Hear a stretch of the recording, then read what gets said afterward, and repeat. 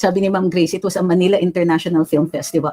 That does not give us enough information pa rin. What we need to know is if this was a private endeavor or an endeavor in the United States that has a governmental or state quality. So kung state to state ang dealings natin, official yun. Pero if kunwari it's a Philippine event that was organized by the local Filipino community, it becomes now a private character. And if it is in a private character, then there is no immunity. Kaya nga, ang importante dito ay makita natin kung ano yung characterization ng kanyang pagbibisita doon. Huwag po tayong mag-conclude until we have that kind of information. Pero yan ang sinasabi ko, if or when yan, it depends na answer yan. So kung kunwari official yung visit at representante siya ng Pangulo, then and it is visit na estado state to state ang relationship. Pero kung representante siya ng presidente, pero private naman yung nature noon, posibleng wala siyang immunity. Posibleng hindi yan i-extend. So nandun din siya dun sa area na medyo grayish, dito maaaring i-access niya yung consular support ng Philippine Embassy.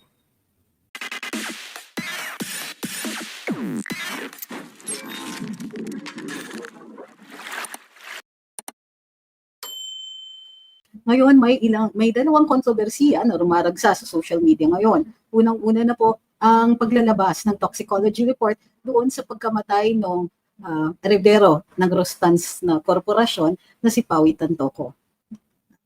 Ang kontrobersyang ito ay may ilang buwan na dahil nga inintay yung paglalabas ng resulta ng forensic examination.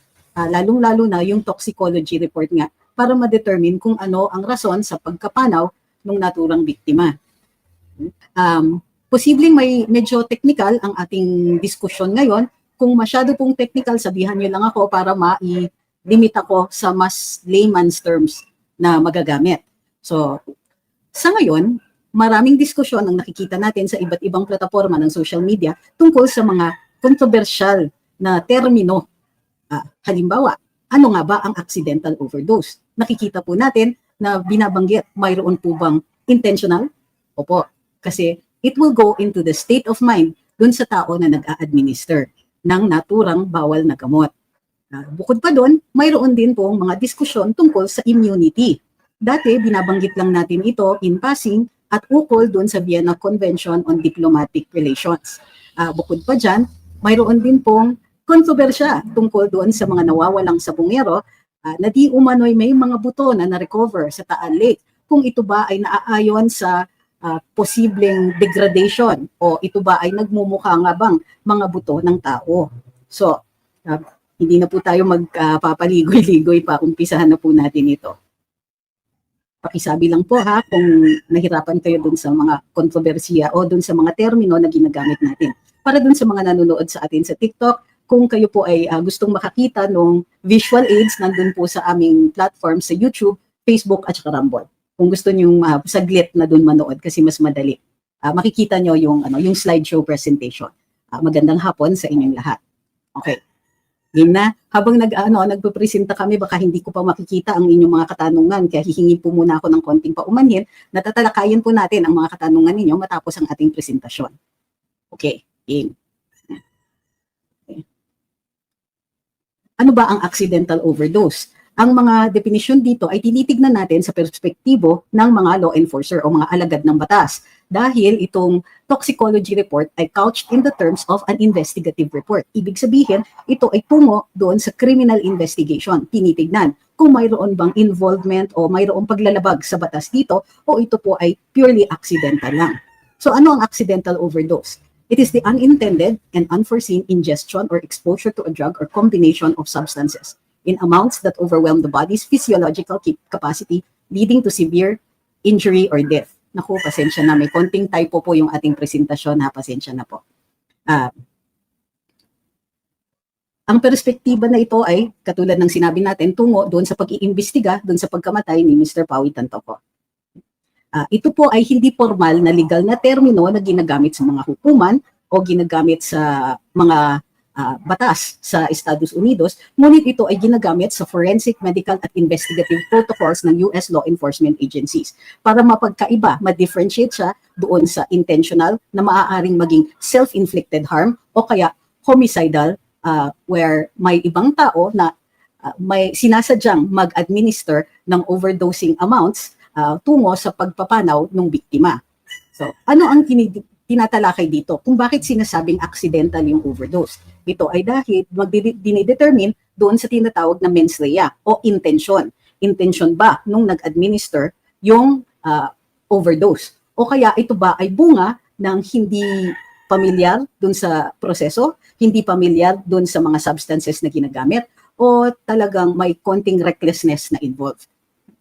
So, ano ang mga elemento dito sa isang accidental overdose? Ibig sabihin, walang intensyon. So, either misjudgment, ignorance, aksidente, basta hindi sinasadya na pag-self-inflict. Ito. Sinama ko dun sa ating presentasyon ang mga sources dito. Ano yung mga factors ukol dun sa substance? So, kunwari, maaaring hindi na-estimate yung amount o yung tapang nung ina-administer na substance dito. Ano yung mga contributory circumstances? Pagka may pre-existing medical conditions, hindi capable na mag-tolerate ng biktima nung kanyang in-administer or na-administer sa kanya, o kaya may existing allergies and so on. Sa law enforcement investigation protocol sa US, hindi po pare-pareho sa lahat ng estado. Gayunpaman, ito yung mga tila standardized na mga steps dito para ma-classify na accidental ang isang overdose. Sa toxicology and autopsy, blood and tissue analysis to quantify substances para ma-rule out yung intent. Kunwari, talagang obviously marami, titignan kung alam or may capability na intindihin ng biktima na yung dami ng substances ay makakadulot ng malaking panganib. O kaya dun sa tao na nag-a-administer. Scene and witness analysis, i-examine yung paraphernalia, prescriptions at statements para ma-assess yung content nito. Medical at digital records para ma-determine nga kung may pre-existing conditions or ito po ay talagang hindi naiintindihan ng biktima o ng tao na nag-administer. Ano yung mga legal implications nito? Itong mga legal implications na i-discuss natin dito ay doon sa Estados Unidos. Maaaring mag-iba ito doon sa ating mga batas dito sa Pilipinas. Walang direct na criminality para doon sa biktima. Ang OD kasi, hindi naman ito prosecutable, pero posibleng yung mga suppliers, kung may nag-administer nito, maaaring may liability dyan. Kung mapapatunayan yung causation, kung yung pagkamatay ng biktima ay directly attributable doon sa pag-administer nung substance. Mayroon din tinatawag na sa California ng Health and Safety Code na mayroong tinatawag na Good Samaritan Protections. Existent ito doon sa ibang mga estado sa US at ito ay isang batas na nag-i-encourage ng reporting ng mga tumatawag. So, lalong-lalo na sa State of California, nagkakaroon or posibleng humingi ng immunity ang isang taong nagtawag na may nangyari o napanganib yung biktima, nang sa gayon, kung mayroon siyang criminal liability, ito ay either mababawasan o mabibigyan siya ng immunity. Distinctions ng other overdose types. So, na-discuss natin ang accidental na overdose. Mayroong intentional at ito ang tinatawag natin na self-harm. Mayroon ding homicidal na ito ay in-administer ng ibang tao. So, sa perspektiba ng isang US law enforcer, ang accidental overdose ay, number one, preventable, defined by unintentional exposure to toxic levels of substances. At iniimbestigahan ito para ma-inform kung ito ay ipoprosecute, kung talagang aksidente ito, although preventable siya, kung yung supplier nito ay may liability, o kung may other circumstances that would prove either negligence, criminal negligence, or intentional homicide doon sa pag-administer ng second party. Maaari tayong tumigil dito para mag-discuss kung mayroon po kayong katanungan dito sa aspeto nito, bago tayo tumuloy doon sa other terms.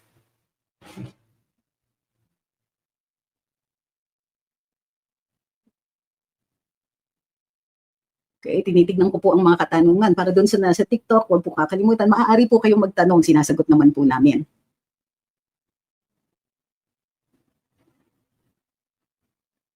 Okay, check ko lang po. Magandang hapon po doon sa lahat ng mga bagong dating.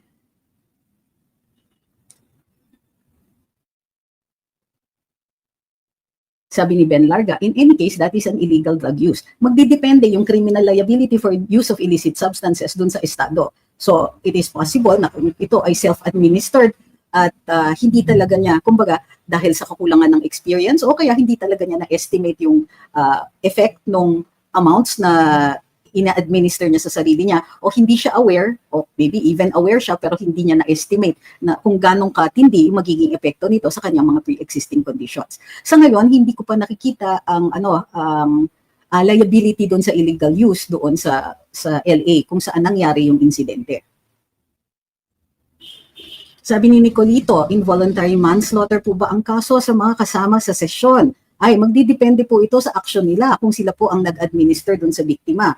Kung mayroong nag-administer po at masyadong matindi yung ginamit or masyadong malaki yung amount na ginamit o hindi nila alam yung pre-existing conditions, kahit paano mayroon pong liability. Yung bigat po ng penalty will be determined kung alam nila yung pre-existing condition or pero if it depends on the amount or the doon sa hindi tama na pagkaka-administer, ayan po ay posibleng makabigat doon sa penalty. Hindi natin po alam kung ano magiging charge dahil hindi naman po nakalagay doon sa report kung ito ay administered by a second party. Kasi pwede namang accidental din even if there is a second party pero magkakaroon ng criminal liability yung second party na yon. Sabi ni Yuki, paano kung pinilit ko siya gumamit tapos hindi niya kinaya yung tama at nadamay siya, liable ba yung nagpilit? Opo. Kasi pag pinilit at in-overcome mo yung capacity niya to refuse. Kumbaga, ayoko tapos sinaksakan ninyo, yan ay hindi na yan ayan po ay may direct liability at medyo mabigat po yan dahil ginagamit mo na nga ay illicit substances tapos you would have known yung intention na yung posibleng outcome nun. So may mga ibang factors na maaaring i-consider, yung capability ng tao na maintindihan kung ano yung epekto ng amounts o kaya yung paraan ng pag-administer nito. Sabi ni Bernard, pag ganun po, pwede po yung FBI or US Police dadakip sa mga kasama kahit nasa Pinas na sila. Pag-usapan natin yan doon sa immunities. Okay, tignan muna natin sa immunities. Mamaya discuss natin pag doon sa next term na gagamitin natin na i-explain. Sabi ni Oliver, dapat gisingin ng mga senador dyan. May kababayan tayo namatay unalive dahil sa illegal use of drugs at isa pa tong government employee. Hindi OFW, hindi turista, government employee gumagamit ng illegal drugs sa abroad. Opo. Okay. Pansinin ninyo wala pa tayong itinuturing kung kung may external party na may liability dito dahil hindi naman po contained doon sa report na pinalabas kung sino yung present or kung sino yung posibleng may involvement dito. So, dahil sa kakulangan pa ng impormasyon, although chine-check naman po natin yung mga posts ni Dean Chase, mayroon siyang mga ini-imply na may mga involvement ng ibang tao. Hintayin po natin yung mga official reports kasi hindi natin gustong mag-attribute ng wrongdoing ng sinasadya kung kulang pa yung ating impormasyon.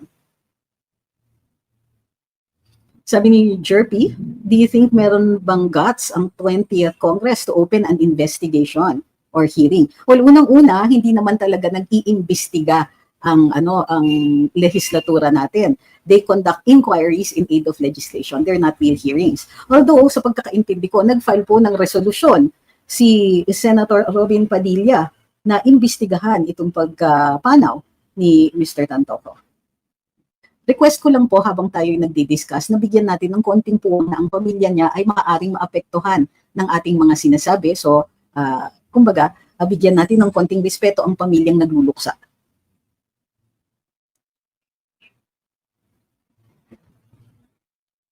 Sabi ni Mossad, mandatory na i-drug test si FL. Kung mandatory, ibig sabihin mayroon tayong batas doon. Sa ngayon, wala pa po akong nakikitang batas na nagmamandate ng drug test maliban lang kung siya ay gagamit ng firearm, mag-apply siya sa mag-drive ng commercial na vehicle and so on.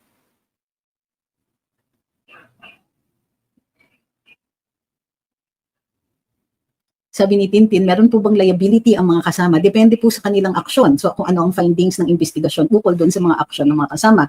Kung sila ay nag-administer o nagpilit o sila po ay nag-encourage at tinulungan siya doon sa kanyang self-administering ng bawal na droga, then maaari po na mayroon silang liability. Yung bigat ng kanilang liability will depend dun sa extent ng actions nila.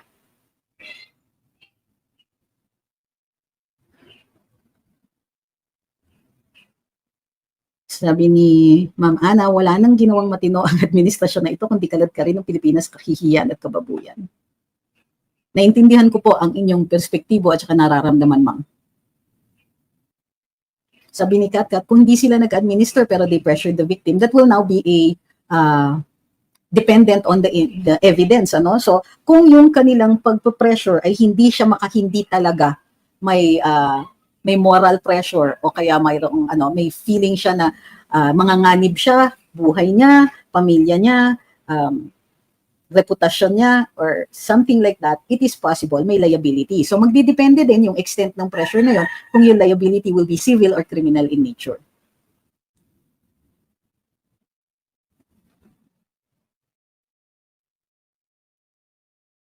Sabi ni Ma'am Jennifer, do you think si FL, at yung mga kasama nila, nakunan yan sila ng drug tests during the investigation? Alam nyo kasi, kung person of interest, hindi po kasi pwedeng, hindi ko sure yung batas doon sa California. Mayroon kasing mga estado na hindi ka basta-basta makakapag-mandate ng drug test. Ito, kung nagpapakita na meron kang clear threat or na-endanger mo kaagad ang mga tao, that's the only time that they will do it pursuant to a possible hospitalization for you. So, since wala pa tayong nakikita na kahit anong ebidensya na mayroong drug test na in-administer, i-assume ko na wala. Of course, that can be rebutted kung may biglang lumitaw na drug test or results. Hindi ma'am, wala pang sinasabi kung sino-sino yung mga kasama.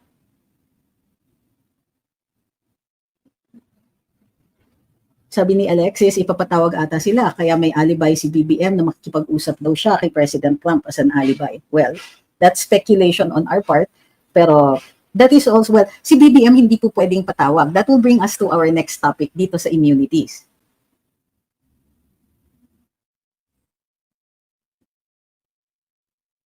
Sabi ni Hoven, di ba ilang oras bago sila tumawag ng kinauukulan, paano po ang magiging kaso nila? Magdidepende po yan doon sa mga circumstances, ha?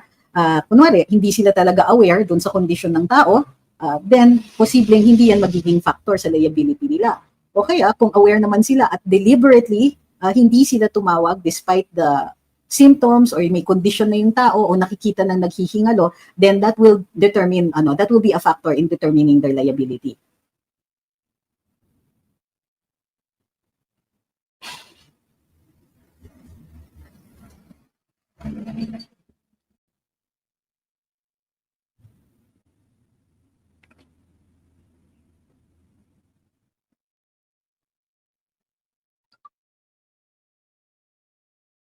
Okay, next.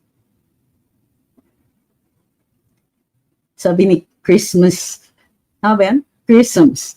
Papunta pa lang tayo sa pinaka-exciting part. Kaya nga, hinay-hinay tayo dun sa pagkukomento, pero exciting na po ang mangyayari. Ang importante ay kapag pinag-uusapan natin itong mga ganitong very controversial na kaso, mag-iingat lang po tayo na hindi tayo deliberately nag-aakusa na wala pa po tayong sapat na ebidensya para mag-form ng ganong klaseng conclusion. Kailangan lang reasonable. Ma'am Marices, malamang hindi nakikibo ang pamilya niya kasi nasa kapangyarihan ang mga Marcos at alam naman natin kung gaano sila kawalang hiya gumalaw.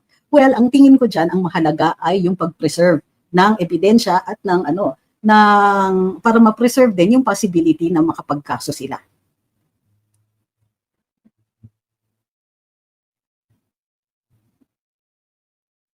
Sabi ni Maisog TV, paano kaya pasisinungalingan ni Ating Claire kung lumabas na report kay Mr. Tantoco dahil sinasabi niyang fake news? Hindi ko nga alam Kasi adamant siya sigurado siya nung binanggit ito o yung possibility na ganito nga na may involvement ang unang ginang, kaagad na pinasinungalingan ni Madam Claire ang mga salita ni Vice President Inday. O ngayon, na ikukumpara yung kanyang sinabi at sinabi ni VP Inday sa lumalabas ngayon na report.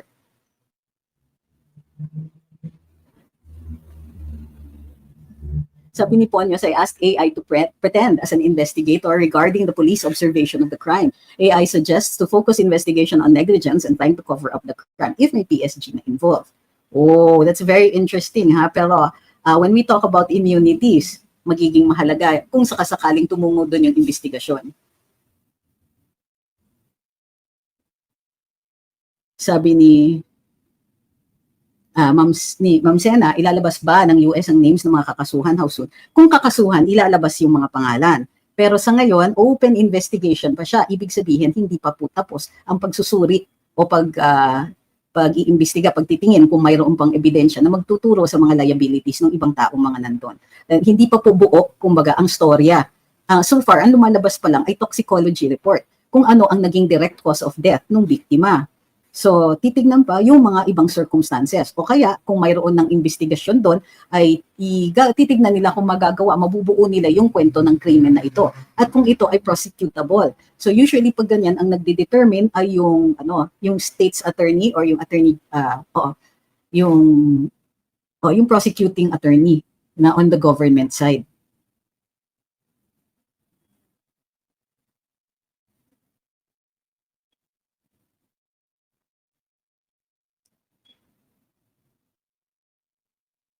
Sabi ni Ma'am Edma, kung sasabay halimbawa ang SC ng habeas corpus ni FPRD before pa US sila lagapak na.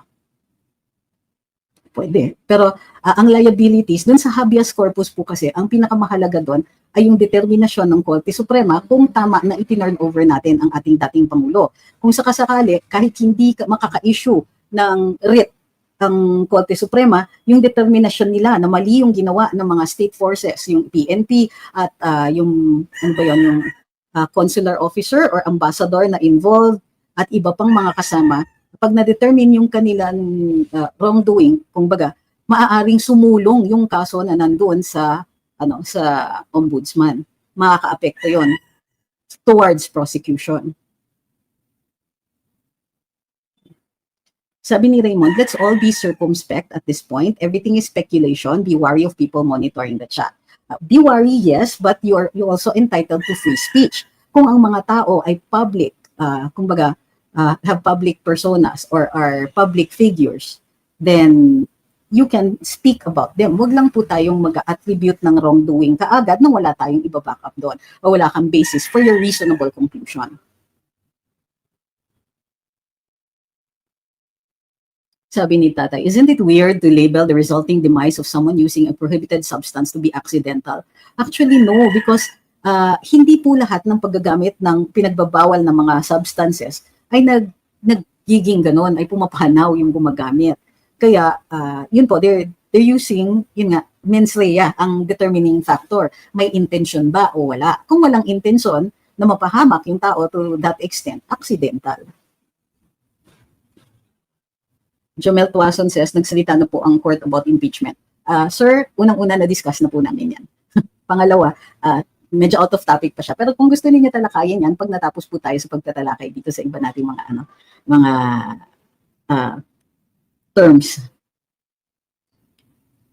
Sabi ni CRTV, is there somewhat an agreement between two states to withhold and not shown in public delicate information o case-to-case basis? Delicate. Parang tinatranslate mo yung delikado to English, but it's not delicate, but more like sensitive information dahil maaari ito to lead to something else.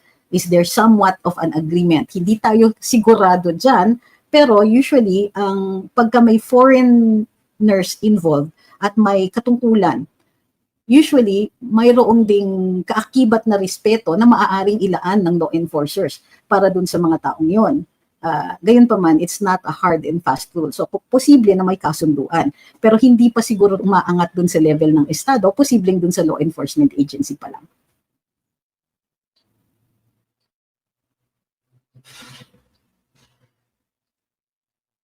Sabi ni Ma'am Edma, hindi na makakasalita si Auntie Claire bukas dahil nasa Billionaire News pa na, pero sa GMA Borado na. Oh. Sabi ni Inas, pwede pa rin po kayang makasama si FL sa pagbisita ni Baby M sa US nang walang legal consequences sa side ni FL. Ay, talakayin natin yan sa next topic. Ready na po ba kayo for the next topic? Itungo na natin doon. Next, ano ba ang immunity?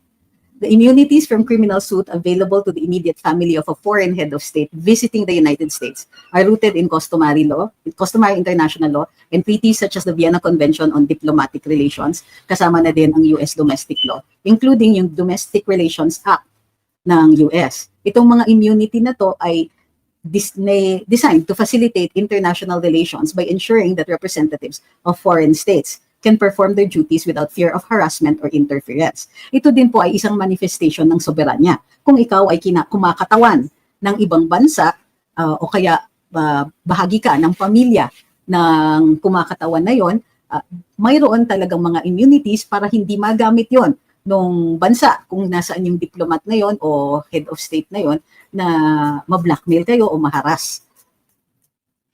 Ito ang mga prinsipyo sa immunity ng heads of state and their families. Kasi head of state, si BBM, at alam ko ang tinatanong ninyo ay kung sakasakali, mayroon po bang immunity ang unang ginang? Dati sinasabi natin parang automatic yon. So ito yung details nun. Kung head of state, automatic yan. Absolute ang immunity niya from criminal prosecution for whether the acts are official or even private. Basta pag yung mismong head of state, may immunity yan. Normally yan yung hard and fast rule. Sa pamilya, mag-e-extend ito, pero depende yan sa nature ng clip.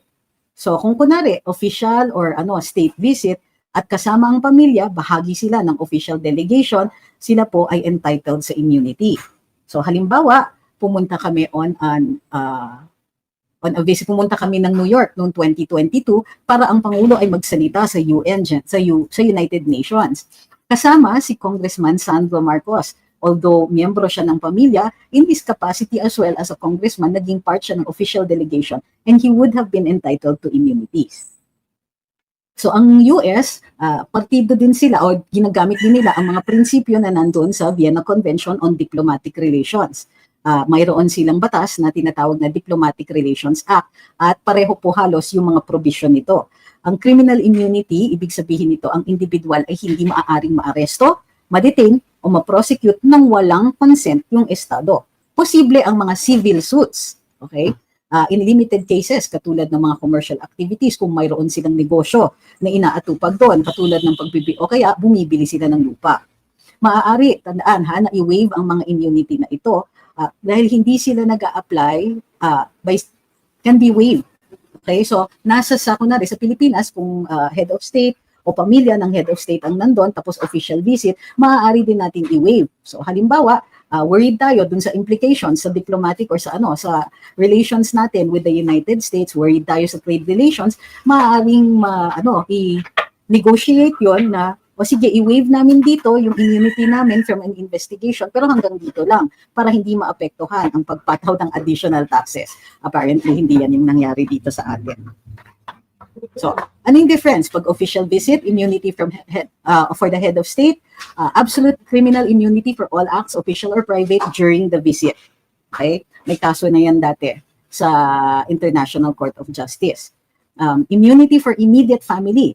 Family members accompanying the head of state on an official visit typically enjoy full derivative immunity. Derivative, ibig sabihin, yung head of state. Pero dahil kasama ka, na-i-extend yun sa iyo. So, kapareho nung sa mga diplomats natin. Hanggang kailan yung immunity na ito? Arrival to departure. Tapos, pwede ring in transit kung kunwari, kailangan mong dumaan ng Singapore bago pumunta sa US, applied din po yon sa lahat ng transiting states.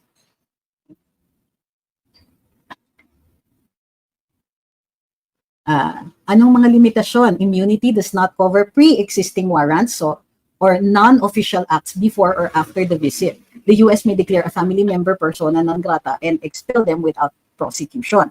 So kung kunwari may existing warrant na, hindi yan mag-a-apply doon sa kapamilya. Pag head of state, mag-a-apply absolute ang kanyang immunity.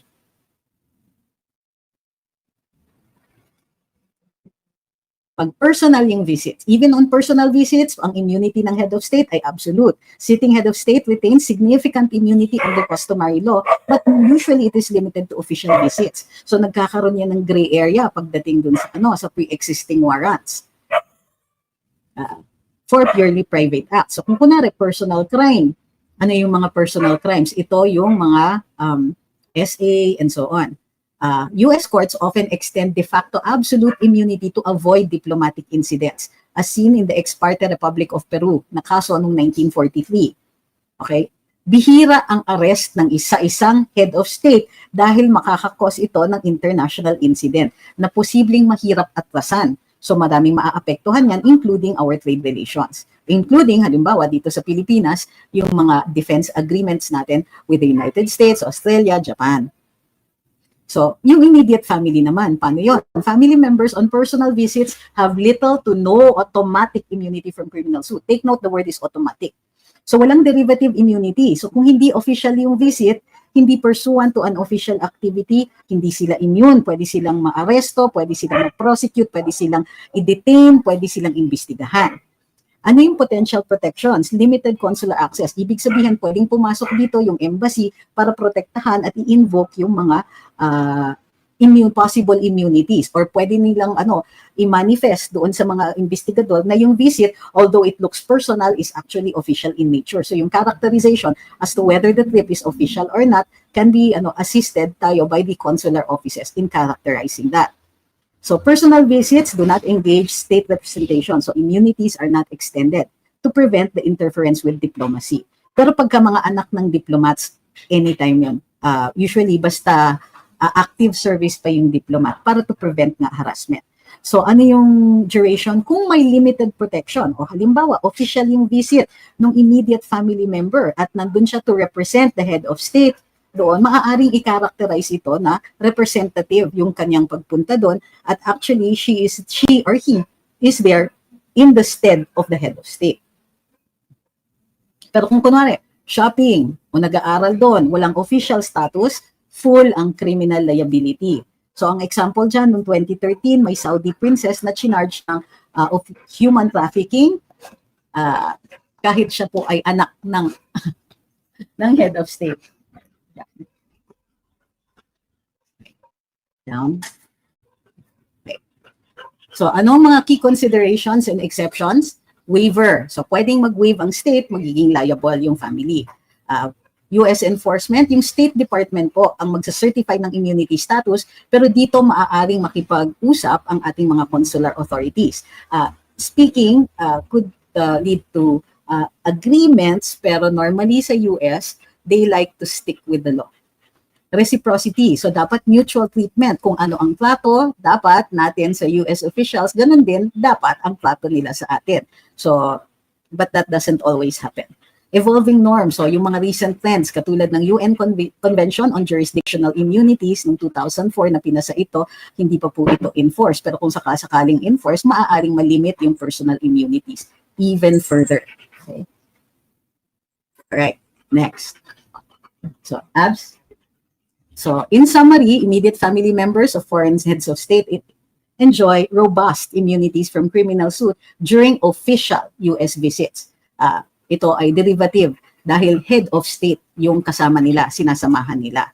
Pag personal, yung immunities, kukunti na lang yan. Yung differentiation underscores the balance between sovereignty and accountability in international law. Kasi tulad nga ng sinabi natin, dahil head of state yan, manifestation o nagpapakita, ito ay pagre-respeto dun sa soberanya ng bansa natin, kaya ini-extend ang immunity from to the head of state. Merong immunity ang head of state. So by extension, during official visits, extended yan dun sa pamilya kung sila ay officially part of the delegation.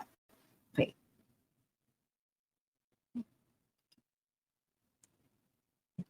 So, patingin lang po kung mayroon po kayong mga katanungan. Maraming salamat kay KD4, kay Chinix, kay Bingsky, kay Sel Montiel, Jomel, Jokjok, Miss Tweety, at RB. Ma'am Malu, maraming salamat din po sa inyo. Sabi ni Ma'am Grace, they attended a film festival. Is that considered an official visit? Depende po. Unang-una, sinong mayroon extended ba na invitation, at kung ang nag-invite ay yung gobyerno ng US. Okay, sinong nag-invite and so on. At kung ang inimbita ay ang presidente pero representative capacity ang unang ginang. So madidetermine yan, we need some more information on that one. Normally kung film festival yan, hindi po natin nakikita yung earmarks ng officialness. Kumbaga lalong-lalo na kung ito ay pribadong activity at hindi ito activity ng state or ng state government diyan sa California.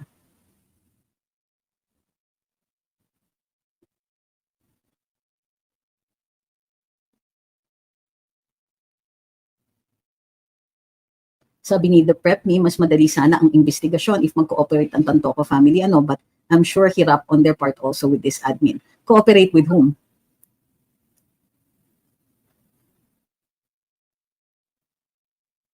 Sabi ni Thomas, hindi kaya ang pagpunta ni BBM ay para ayusin yung kaso ni Liza?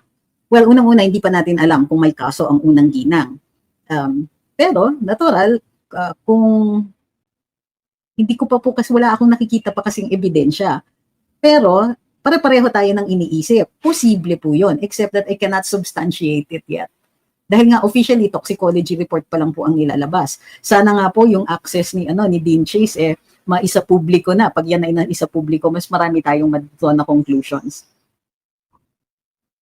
Sabi ni Peter, ito na po yung sinasabi nyo na time-bound kasi sabi ni Ate Clear ay fake news noon, ibinulat-lat ni VP Sara, ngayon totoo na. Well, hindi naman nagbago yung katotohanan niya. But yes, ang sinabi ko dati, posibleng time-bound yan.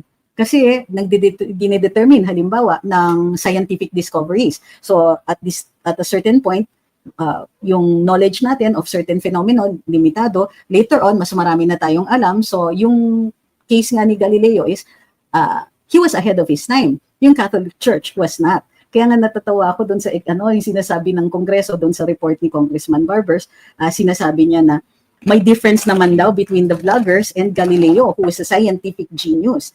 Ang hindi relevant kasi para sa akin yung sinasabi ni Congressman Barbers about the difference between Galileo and the vloggers. The point is that within a certain period, knowledge can be limited and then it expands later on so that what is considered factual at one point in time knowledge could possibly change so that the factuality can now be challenged. So, parang ganun. Sabi ni Ma'am Grace, it was a Manila International Film Festival. That does not give us enough information pa rin. What we need to know is if this was a private endeavor or an endeavor in the United States that has a governmental or state quality. So kung state to state ang dealings natin, official yun.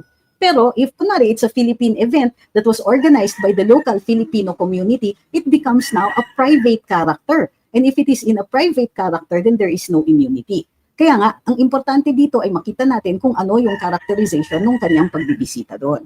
Huwag po tayong mag-conclude until we have that kind of information. Pero yan ang sinasabi ko. If or when, it depends na answer yan. So kung kunwari official yung visit at representante siya ng Pangulo, then, and it is visit na estado state to state ang relationship. Pero kung representante siya ng presidente, pero private naman yung nature noon, posibleng wala siyang immunity. Posibleng hindi yan i-extend. So nandun din siya dun sa area na medyo grayish, dito maaaring i-access niya yung consular support ng Philippine Embassy.